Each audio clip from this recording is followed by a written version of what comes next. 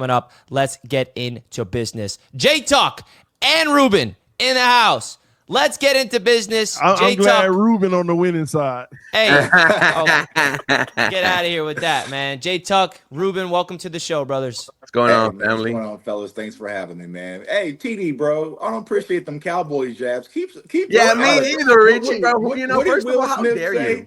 What did Will Smith say, man? Keep my wife's name out your mouth. Well, I didn't say nothing bad about the Cowboys. Yeah, hold on, J Tuck. I know you better than that, J Tuck. You a solid dude. So when did facts turn into hate now for you? Well, I think we missing some of the facts, man. We're missing some of the facts. We'll talk about that here secondly, but don't compare us to what's going on in the Jets because you actually went through a similar situation that we went through, but you don't have your starting quarterback. Things are going to look completely different for any NFL organization, man. But I'll talk to you later, man. TD stirring the pot. I'm not stirring the pot, right, Ruben? No. You definitely are. Because how dare you say IR5 is looking better than CJ Stroud? No. All I said was against the Jets. Just against the Jets. Like, come on, brother. No. What I meant was Richardson looked better against the Jets. That's it. Was talk mess about my quarterback. That's all I said. Just against the Jets. Not in general. CJ Stroud's better. He said IR5. I ain't never heard that. That's legit, Ruben. Hey, man. All jokes aside, Ruben, J Tuck, appreciate you guys taking time out of your early morning to jump on Wake Up and Ball right here on Roundtable Sports. We're excited to get into this matchup tonight between the Texans and the Cowboys. Now, this game obviously is one-sided. You look at BetUS. I mean, the Texans are 7-point road favorites. When do you see a road team be that favorite, right? The Dallas Cowboys, let's start off with J Tuck, man. I mean, where's your mindset as a Cowboys fan? Because with Dak Prescott hurt and like the season was supposed to be something special, obviously fell on its face. Where are you going into this game? Where's your mindset? You in draft mode? You in tank mode? Are you rooting for losses so you can go into the draft? Are you a fan that's kind of, no, I want to win? Or where are you at right now tonight? Well, honestly, what I've been preaching to my community is like, hey, you just mentioned on BetUS the Cowboys are, minus or +7 underdogs. And listen, y'all, Black Friday is around the corner and your kids can't unwrap no FanDuel, man. So go ahead and lock in the Houston Texans. I feel like this is going to be a blowout game.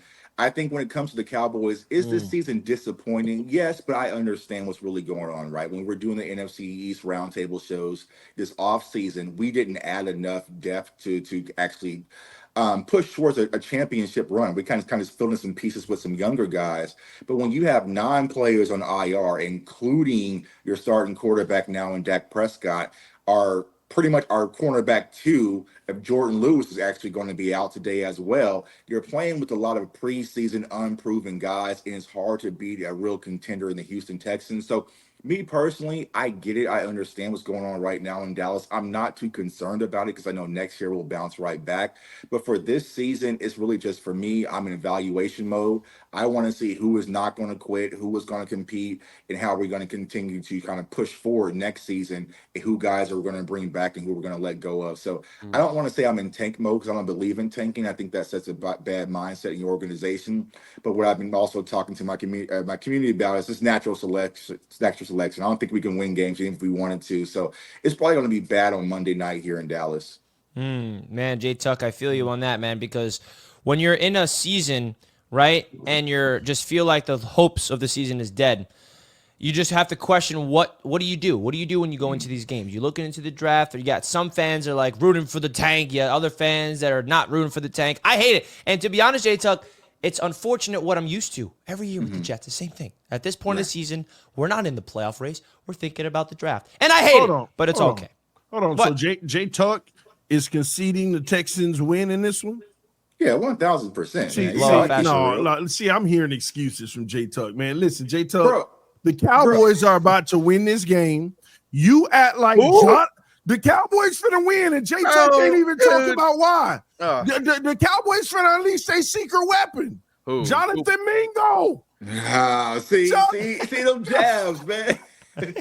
Well, it's hard when you went and got a Jonathan Mingo, but you have a quarterback that can only throw for 45 yards in a game. So I'm not sure the ball can even get to Jonathan Mingo. Oh, Dak playing? Huh? Nah. Okay. All right, man. Since you get Tua back, man, you start acting brand new, man. And my quarterback is back, man. This guy doesn't know how to handle wins, bro. He has no idea how to handle victories against bad teams. Feeling real nice. But Ruben, let's get into you, my brother. 713 Houston Sports represent. You got a game tonight. You guys are like cruise control into the playoffs. I mean, you're winning your division 110%. So what's your mindset going into tonight? What's your expectations? And what do you want to see from CJ Stroud and company? First of all, man, shout out to J Tuck, man. You know, it is the battle for Texas. I'm gonna give you my respect. You know, I've been hating Dallas, the city of Dallas, even before I was in my daddy's balls. You know, so this is a big game for the city of Houston. You know, me and my family, I got 98% of them Cowboys fan. So I'm the only Texans fan out here. So I'm struggling for my life. But you brought up cruising to the playoffs, man. And, you know, sometimes cruising could be a bad thing. We still feel like this Houston Texans team has yet to put up a full 4 quarters of complimentary football. And right now the topic is around your offensive coordinator, Bobby Slowick. The Texans in the second half are only averaging 8 points. And in the past 4 games, the Texans have only scored a touchdown 0 times. So our second half offense, our second half adjustments is a huge problem. You do get back Nico Collins, so that is great. Right before he went out was a lead in terms of yardage. But there is a problem right now with the Houston Texans offense, and right now we haven't really dominated anyone besides the New England Patriots. So, you know, to me, you need to have a dominant effort tonight to show the crowd that this is still a contender type of team. But, you know, I'm feeling very good. I wanted Dak Prescott to be out there, man. We know we play each other every 4 years. Excited for this matchup. Excited to embarrass the Cowboys in Jerry's world. Damn. I wish this would be a more competitive game. I do too. You know, I wish we were both like, you know, top seeds, you know, in the NFL, because like we really do hate each other down here. I mean, like we hate the Cowboys, we hate the Rangers, we hate the Mavericks. Like it is an actual rivalry down here between Dallas and Houston. So, you know, it's great every 4 years. Before we used to have the preseason yearly game, and now that's taken away. So, you know, we always look forward to facing the Cowboys.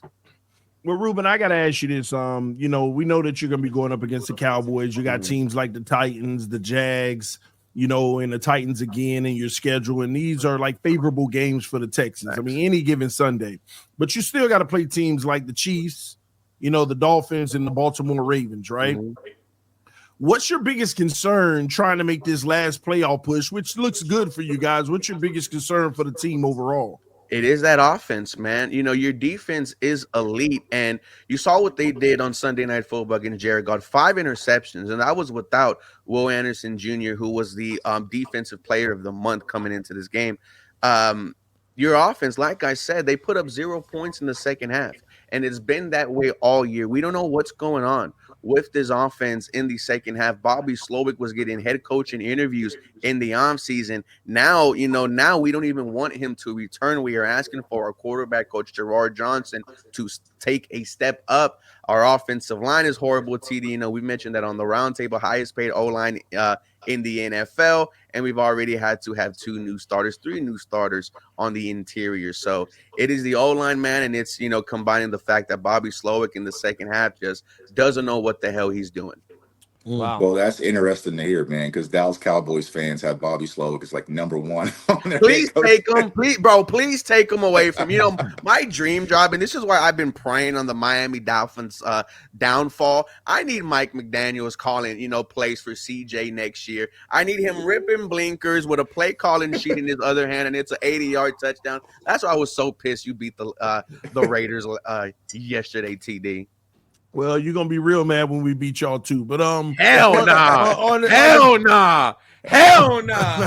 Ruben, don't worry. I actually can't wait because I know what's about to happen now. No, I know because y'all O-line is terrible. But J Tuck, real question though.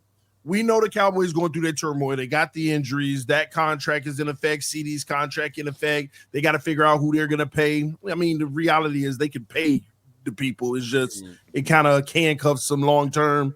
But what is the plan right now? And I'm not talking about right now as in the rest of these games for next year, but right now, is this team, do they have that tank cough in them? or are they really going out there competing just because it's the right thing to do in the NFL? Like, who is Jerry in that regards? And I know y'all not used to this position, but now that you're in it, what are the Cowboys doing? What are they going to do? Are they going to try to secure the best draft pick they can, or are they just playing football and letting the chips fall where they may? Yeah, I don't think the Dallas Cowboys are a tank organization, right? Where they're going out to lose games on purpose. Once again, I just feel like from a personnel standpoint, they just don't have the personnel to compete with the schedule that we have, right? Because we have the Texans today, then we turn around and play the Commanders. Like, I just don't feel like even if fully healthy, those were going to be tough games. So I don't think that we're a tank organization. I think it's once again it's natural selection. So we're going to go out there and compete, right? I think that they're trying to make some adjustments. Mike McCarthy announced that Rico Dowdle now in week 11 has won the RB1 spot, you know what I'm saying? So they're trying to make these changes because Mike McCarthy, he's trying to fight for his job. He's trying to fight for his career, right? So he's not going to go out easy where you see, him pulling starters and resting guys and different things like that. But I think this injury bug is just running rampant through the Dallas Cowboys organization. I mean, Deron Bland was only supposed to be out 3 weeks. He hasn't played one game this year. Same thing with Brandon Cooks. You have DeMarcus Lawrence have the setback with the foot. You lost, Micah Parsons for some games. Then you lost Jordan Lewis this week. And then you had Zach Martin battling it back. And then CeeDee Lamb this week has been battling back issues. And then you lose Dak Prescott. Like, it's a lot for any head coach or any coaching staff to kind of overcome when you're losing that many quality guys, right? When you lose some secondary guys, you can kind of manage, but right now you're losing the face of the Dallas Cowboys. So I don't think they're going to go out there and tank. They're going to go out there and compete, but the Texans are still going to go out there and cover not only by 7, but probably by 10 and probably by 14. So, like I said, go ahead and get this free money. I love my Dallas Cowboys, but the one thing I love more is free money. And I just don't see a way that they can compete with the Houston Texans, not with this roster the way it's currently constructed.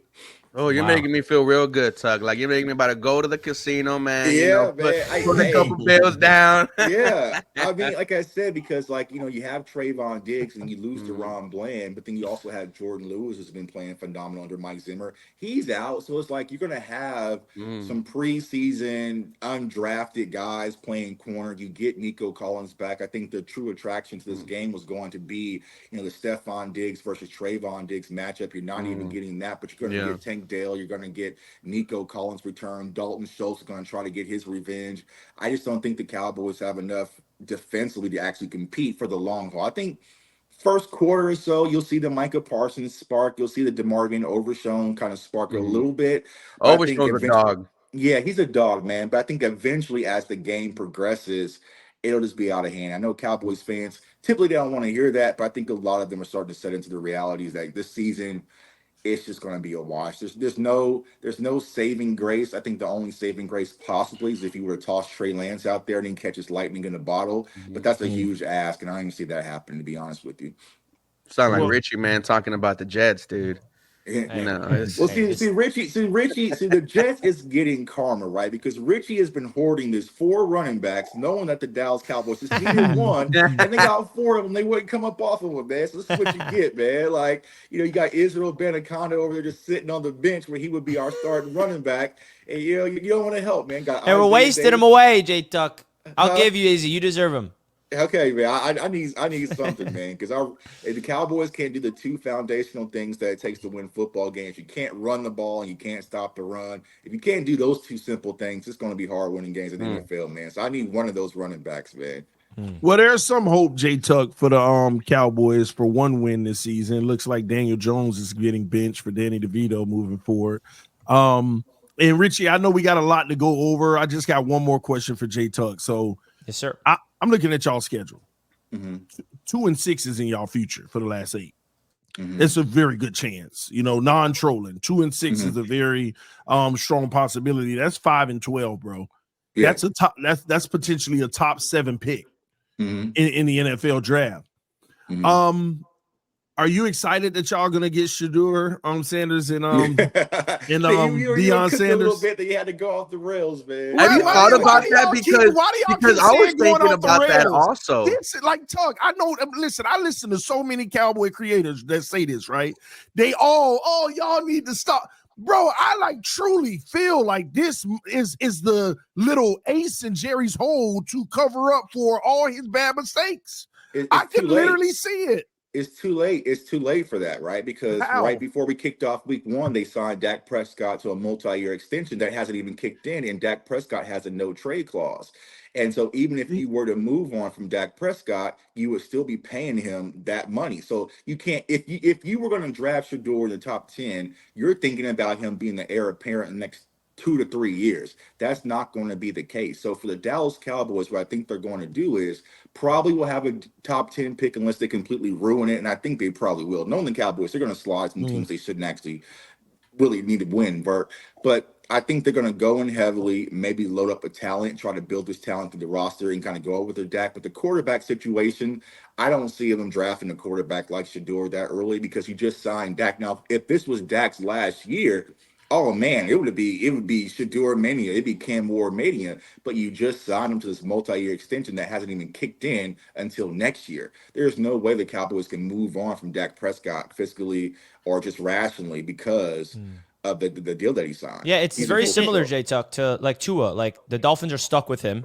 Like no, we're not. No, we're oh not. yeah, you are. I mean, you just signed him in the offseason. And Jay Tuck, but he's elite, so you're good. Stop. I'm referring to just like the Atlanta Falcons. You draft the Shador, Dak can play a year or two, and then everything is feasible from a contract standpoint. Right. You know, preparing for the future. I don't think Michael Penix and Shador are kind of the same category, right? I think Shador is an immediate hit the ground running kind of quarterback. So I don't think that the Cowboys would waste a valuable pick after they went and just paid Dak, made him the highest paid quarterback in the NFL. Then you draft another quarterback to kind of have this. I don't see that happen. Now, I would go draft maybe in the 5th round or 6th round for a quality quarterback to kind of bring in and kind of have him under Dak. So you're kind of your case of emergency kind of groom him that way. But to be in a situation that you're currently in, 12-5, 12-5, 12-5, more than likely going to get a new head coach coming in that's trying to win now. You don't want to waste a top 10 pick on a futuristic pick of a quarterback position. You can always go get one of those later. I would go get and build your wide receiver core around that. Go build your defensive line. Go build, a running back situation. Maybe it's Aston Genty or something like that. I wouldn't waste it on drafting a quarterback. You've already failed with that experiment, right? This is why we blew a 4th round pick for Trey Lance, because Jerry thought that maybe I can get this young kid in here to maybe put pressure on Dak and maybe have my future quarterback. That fell out, that failed, and you had to sign Dak. So I don't think they're going to make that same mistake.